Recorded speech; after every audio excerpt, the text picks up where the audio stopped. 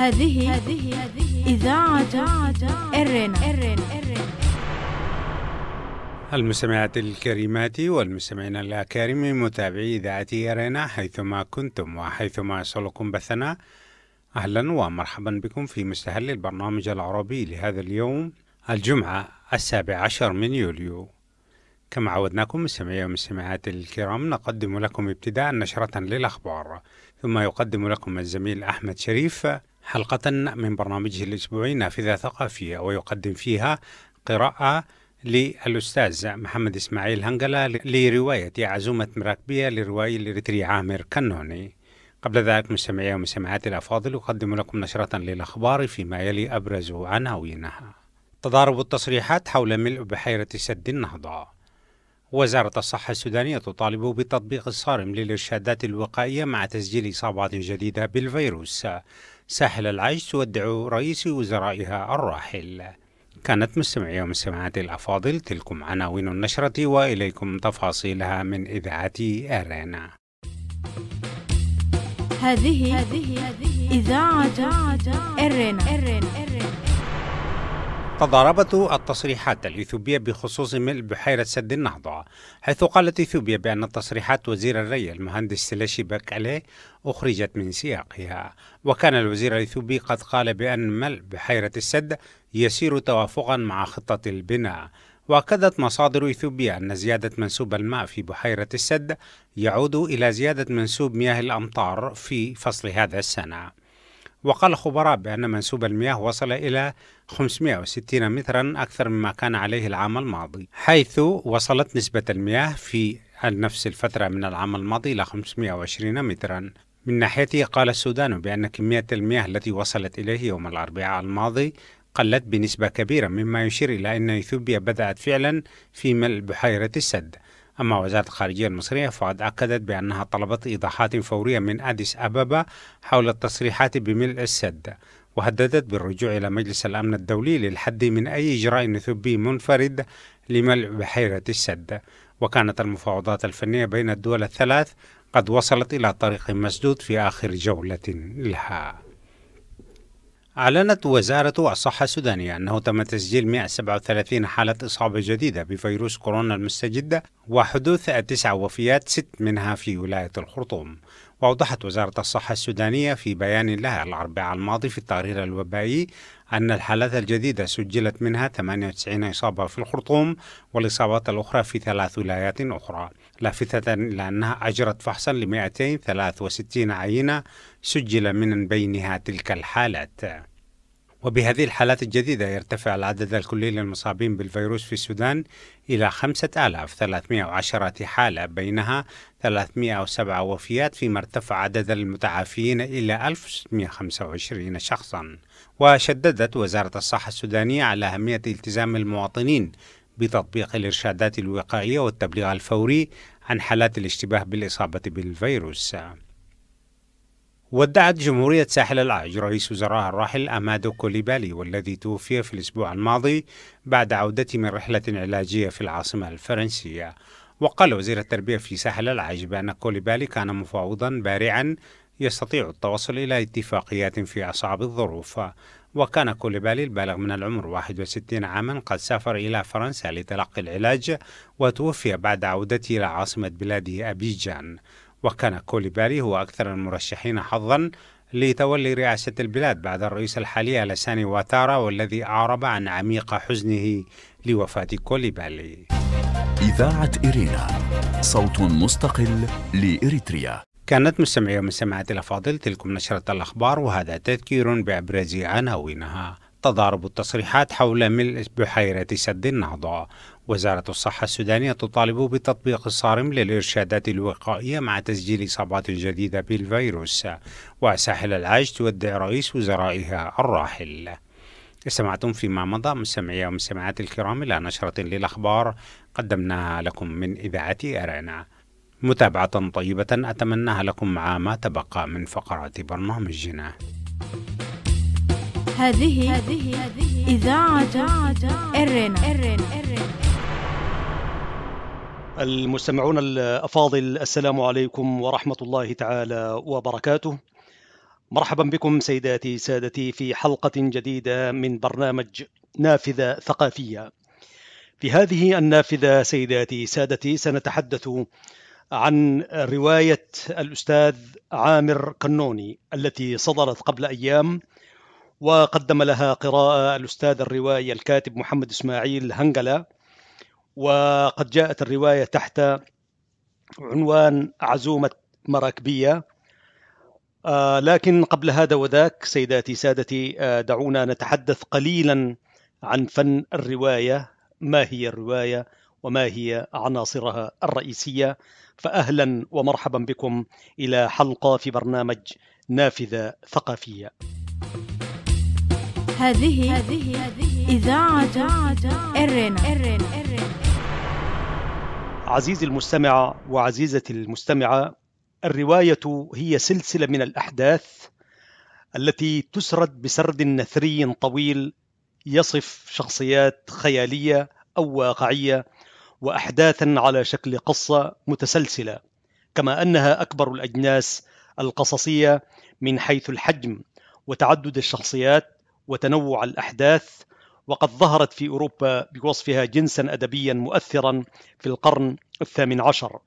والرواية حكاية تعتمد السرد بما فيه من وصف وحوار وصراع بين الشخصيات، وما ينطوي عليه ذلك من تأزم وجدل وتغذيه الأحداث. فيما يخص عناصر بناء الرواية، هنالك الشخصيات والحبكة والموضوع، الزمان والمكان، عناصر أخرى.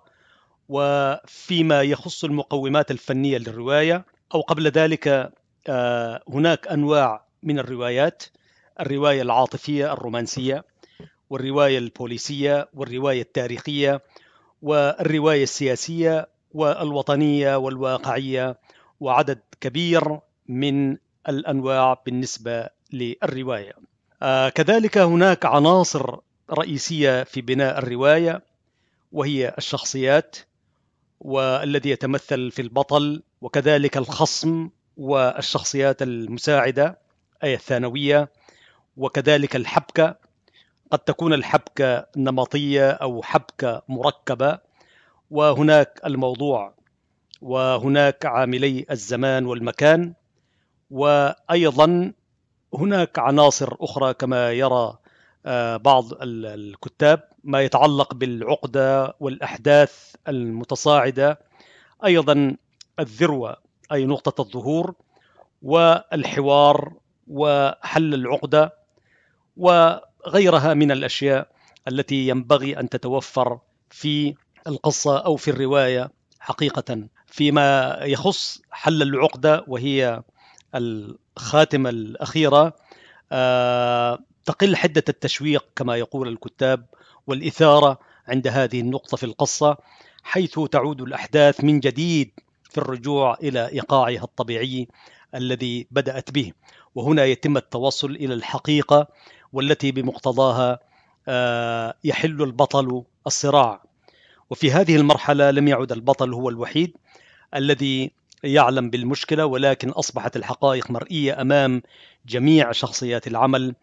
وفي ذلك قال نجم السينما العالمي بروس ويلز: ذروة المشكلة يكمن تشبيهها بالدم الموجود داخل الجسد، أما عند حلها يصبح الدم خارجه. كونوا معنا سادة المستمعين، بعد قليل نقدم لكم قراءة الأستاذ محمد إسماعيل هنجلة لرواية عزومة مراكبية للقاص الإريتري الأستاذ عامر كنوني. إذاعة إرينا، صوت مستقل لإريتريا. مستمعي الكرام، الآن نأتي إلى الرواية التي نحن بصدد الحديث عنها، وهي رواية عزومة مراكبية للقاص الإريتري الأستاذ عامر كنوني، وقد صدرت قبل أيام، وقدم لها قراءة الأستاذ الروائي الكاتب محمد إسماعيل هنجلة. نقدمها لكم في هذا الجزء من هذا البرنامج. يقول هنجلة: الحكاية كنز، والتأويل فعل استكشاف الكنز، نقلا عن الغانمي وهو كاتب عراقي معروف.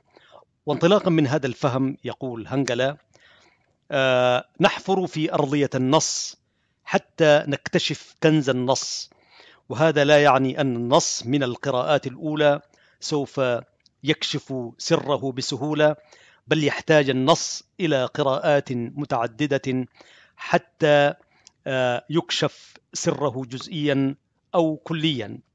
وكلما كان النص يحمل في داخله قراءات متعددة كان نصا عظيما. بعد هذه المقدمة كما يقول هنجلة نحاول قراءة النص، أو بالأحرى نتعرف إلى جماليات النص السردي عزومة مراكبية. تقع الرواية في 240 صفحة من القطع الصغير، وقسمت الرواية إلى 4 فصول. السرد يبدأ بأنا الذات الساردة قائلا: وأخيرا حانت العودة إلى مدينتي. وهذا النوع من السرد غير محايد، بل الأنا الساردة متفاعل ومشارك مشاركة فعالة. ومن خلال هذا السرد نكتشف أن النص الروائي ليس سيرة ذاتية بالمعنى الدقيق، كما أنه ليس نصا تخيليا محضا، إنما هو خليط بين الواقع والخيال. وبطل الرواية يقع في كمائن الحب وانكسارات الحلم، حب متماثل من حيث تشابه أسماء المحبوبات والأحداث، وإن اختلفت الأمكنة كسل الباخرة الملهى إلى آخره. أما من حيث الزمن السردي في رواية عزومة مراكبية يبدأ بشكل خطي من الحاضر إلى المستقبل، وأحيانا ينحرف الزمن إلى الخلف مستفيدا من أدوات الرواية الحداثية عبر الاسترجاع، الفلاش باك والمونولوج الداخلي. إنها رواية رومانسية تتحدث عن تراجيديا الحياة العاطفية للبطل. وتحدثنا الرواية كما يقول هنجلة، أي رواية عزومة مراكبية للروائي عامر كنوني، الرواية تحدثنا عن تفاعلات البطل من كسلة إلى الإمارات حتى يتخلص من الفقر والبطالة، ثم يعود إلى كسلة بعد أن حسن وضعه الاقتصادي، وبهذه العودة يحلم أن يحقق حلم الزواج من حبيبته سهام، وكذلك حلم العودة إلى حضن الأهل الدافئ. وفي أيام من عودته أفاق أحمد على واقع مؤلم عندما أخبره صديقه في أول لقاء لهما بعد عودته بحقيقة مرة، وهي إن الرسائل التي كان يرسلها إلى سهام لم تصل. والخبر الأكثر مرارة ضمن هذا اللقاء كان عندما قال له صديقه قبل شهر عقد عقد قران عليها، أو حقيقة قال له عقدت قراني عليها، وبعد شهر سوف تتم الدخلة. انتهى اللقاء بين أحمد وعاطف بطريقة غير ودية، وبعد هذا اللقاء دخل أحمد في دوامة حالة نفسية، وانعكس هذا على سلوكه، وعندها لاحظت الأسرة التحول المفاجئ في سلوك أحمد، وبدأوا يسألون أحمد بإلحاح عن السر الذي وراء تحول سلوكه، لكن أحمد لم يبح بسر من أسرار كآبته حتى وجد مخرجا للهروب من أسئلة الأهل ومن أزمته. هذه إذاعة إرنا. لازلتم سيداتي سادتي مع إذاعة إرنا الدولية، وحلقة في برنامج نافذة ثقافية. يقول الأستاذ هنجلة في قراءته لرواية عزومة مراكبية للروائي عامر كنوني: غادر المدينة ليدخل أي أحمد إلى حياة عاطفية أخرى، وهكذا انتقل من أزمة عاطفية إلى أخرى. تتكرر في الرواية لقاءات الصدفة والفعل المصاحب للصدفة، مثل سقوط كوب الشاي في كافتيريا الباخرة عندما التقى بسهام، وكذلك تكرر نفس الفعل في الملهى عندما التقى بالراقصة التي كان اسمها أيضا سهام. انسكاب المشروب على الطاولة عندما ارتبك حدثت قشعريرة لجسده. الرواية كما يقول هنجلة مفعمة بالأحداث والمفاجآت وسرعة الإيقاع.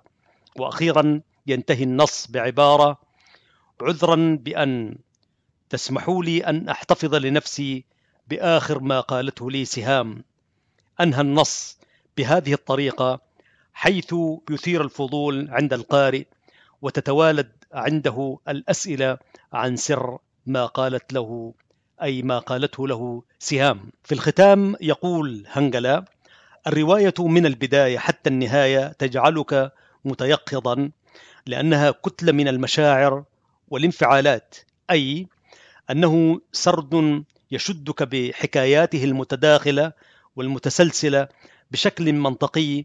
إنها ذاكرة سردية قوية تعرف كيف تنتقل إلى المكان والزمان وتنظم الأحداث عبر تسلسل منطقي. أغلب أحداث الرواية كما يقول الأستاذ هنجلة تدور في القاهرة، ويحدثنا الراوي عن حياة مدينة القاهرة، تفاصيل التفاصيل، عن صديقه عن محمد ماسح الأحذية وكمال محاسن وتفصيل مغامراته.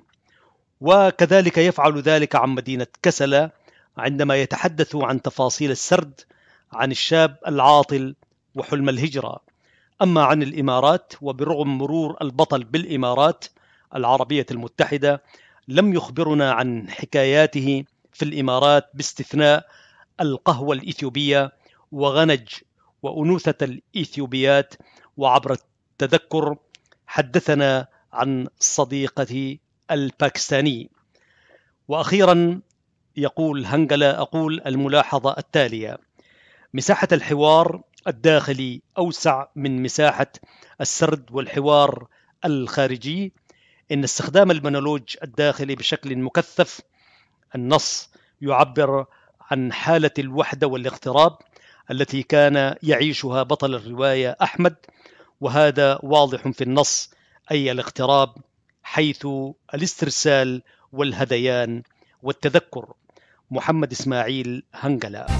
إذاعة إرينا، صوت مستقل لإريتريا. الإخوة المستمعون، لمتابعي إذاعة إرينا الدولية وحلقة في برنامج النافذة الثقافية، قدمنا لكم قراءة الأستاذ محمد إسماعيل هنجلة لرواية عزومة مراكبية للقاص الإريتري الأستاذ عامر كنوني، التي صدرت قبل أيام. بدورنا في إذاعة إرينا الدولية سيداتي سادتي نهنئ الأستاذ عامر كنوني على روايته، كما نشكر أخونا الأستاذ محمد إسماعيل هنجلة وتكرن على قراءته الحصيفة العميقة.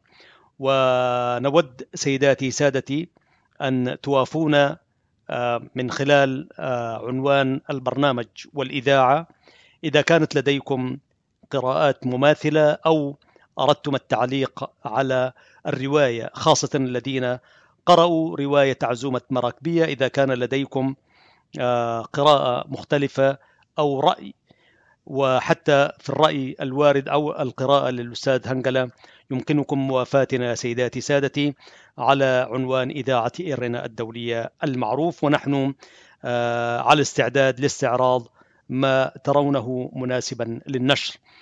الإخوة المتابعون، دقائق وتتابعون واحدة من القصائد الجميلة التي اطلعت عليها، وهي قصيدة الشاعر الشاب الإريتري توفيق قسم الله، والتي جاءت تحت عنوان بوح الناسك. نهنئ حبيبنا الغالي توفيق قسم الله على قصيدته الجيدة الرائعة بوح الناسك. تتابعونها في ختام هذه الحلقة من برنامج نافذة ثقافية.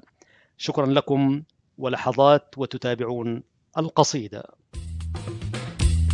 هذه إذاعة إرينا. بوح ناسك توفيق قسم الله. هجمت على بنت الأكارم خلسة، وقد غابت الأقمار والليل هاجع، وفي القلب من خوف الرقيب وحبها وشوقي إليها نازعان ومانع.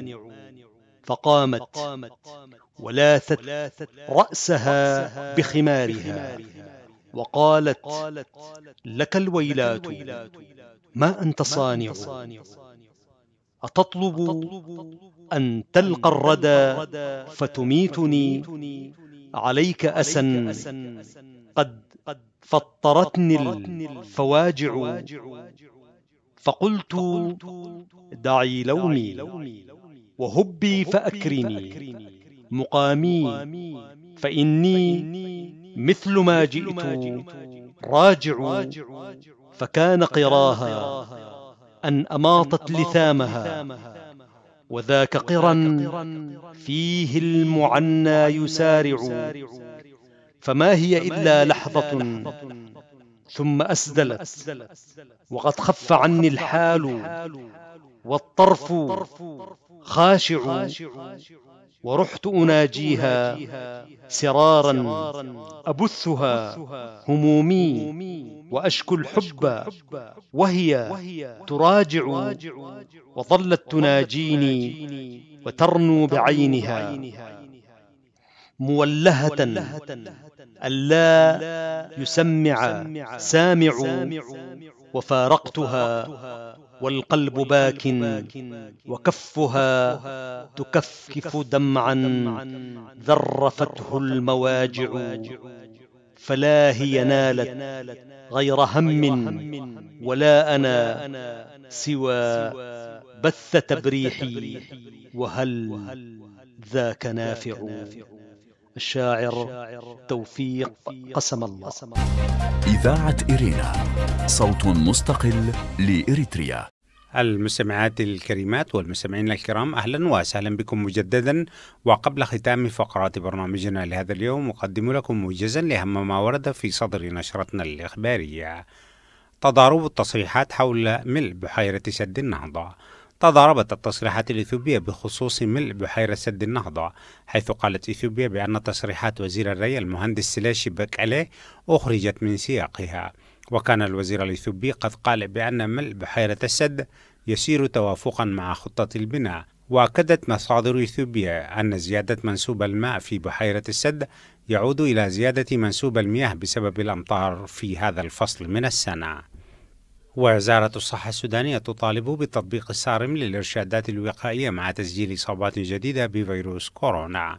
أعلنت وزارة الصحة السودانية أنه تم تسجيل 137 حالة إصابة جديدة بفيروس كورونا المستجد، وحدوث 9 وفيات، منها 6 وفيات في ولاية الخرطوم. وأوضحت وزارة الصحة السودانية في بيان لها الأربعاء الماضي في التقرير الوبائي أن الحالات الجديدة سجلت منها 98 إصابة في الخرطوم، والإصابات الأخرى في 3 ولايات متفرقة، لافتة إلى أنها أجرت فحصا ل 263 عينة سجل من بينها تلك الحالات. وشددت وزارة الصحة السودانية على أهمية التزام المواطنين بتطبيق الإرشادات الوقائية والتبليغ الفوري عن حالات الاشتباه بالإصابات بالفيروس.